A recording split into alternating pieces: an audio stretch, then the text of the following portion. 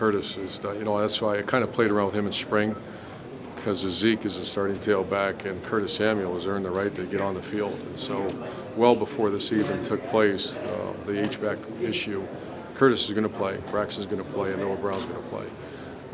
Potentially all three starting. So that tells you a little bit how much I think of those three guys. So Curtis will have a major role.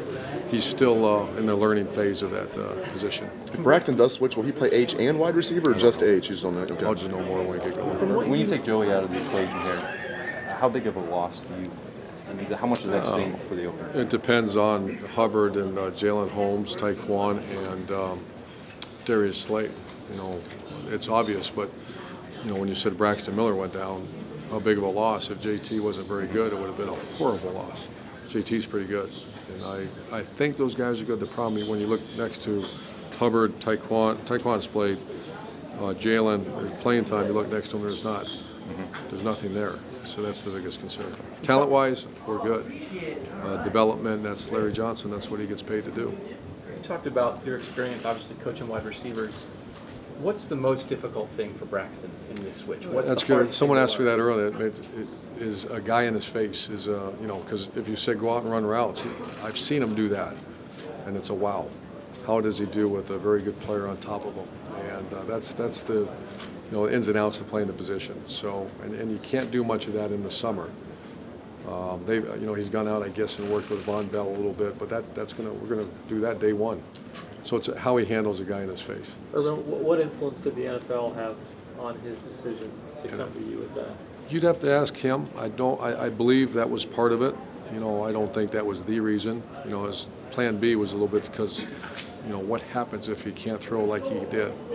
And I hear he's throwing well, but he's also really consumed right now with learning how to play that other position. So I think that was part of it, but not the reason. Have you put him in touch with Percy? No. No. Would you? He has talked to Chris Carter quite a bit. He's developed, because Chris comes back a lot, and Chris is a Buckeye and one of my greatest friends, and he's been very helpful. Urban, is there anything else with the roster at all? Anything else? Any other injuries, or as we go into camp, the guys might not be there? Oh, yeah, Dylan Thompson's not quite healed, and Kyle Berger's not quite healed, so I'm not sure how they're going to be. We're going to finalize that on Wednesday, if they'll be in training camp or not. But other than that, I think we're, JT's 100% ready to go, and you had Tyvus and Ezekiel with the wrist. They're 100%.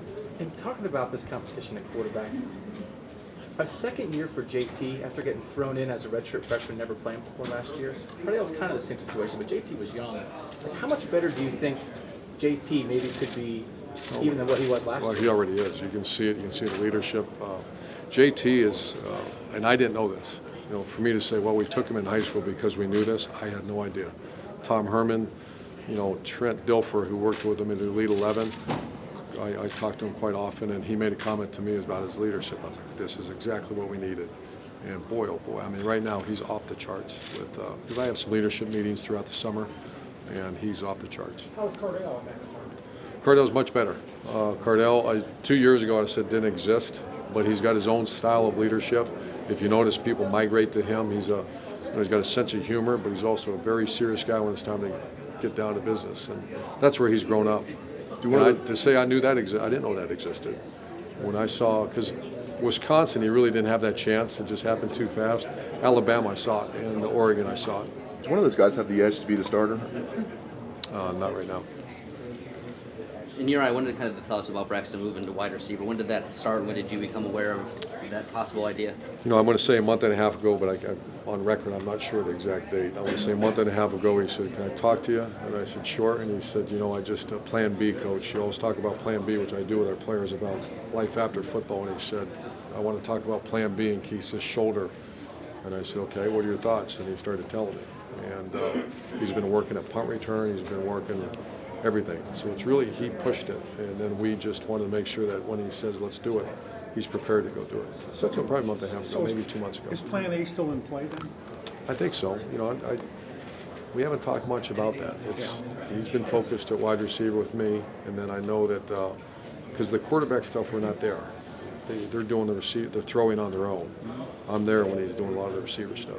Now, again, it sounds like you have a lot more thinking to do about all of this, but if you have a player on the field at H-back or receiver who used to be a quarterback, what does that do for coming up with new?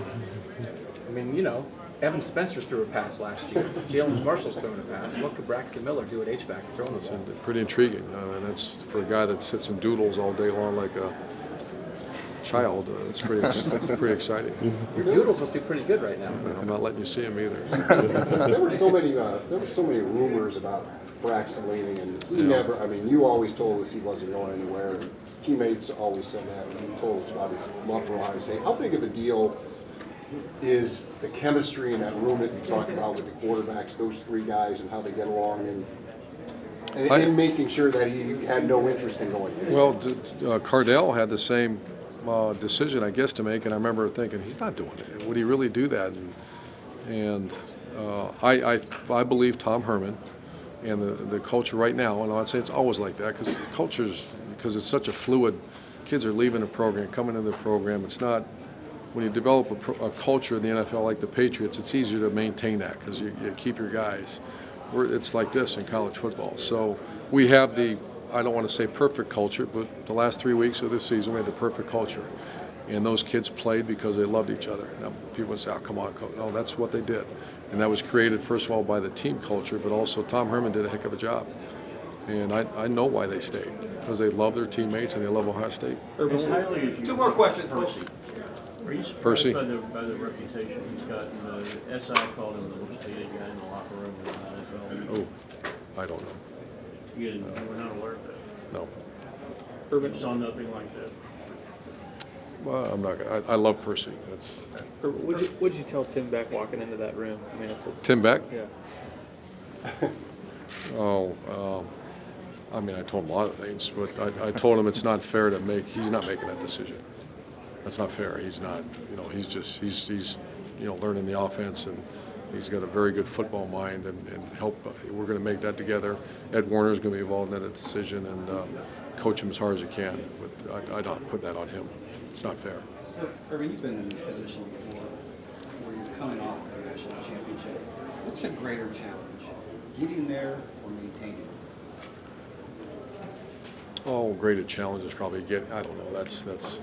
I know what's more enjoyable is getting there. You know, that's a freaking fight up the hill, man. There's nothing like that. It's the one when everything's pointed at you, because we've been there, and it's just at times it could be awful. I haven't felt that way yet, but I can't say which is easier. I can tell you which is more enjoyable, though. Yeah, okay. Thank you.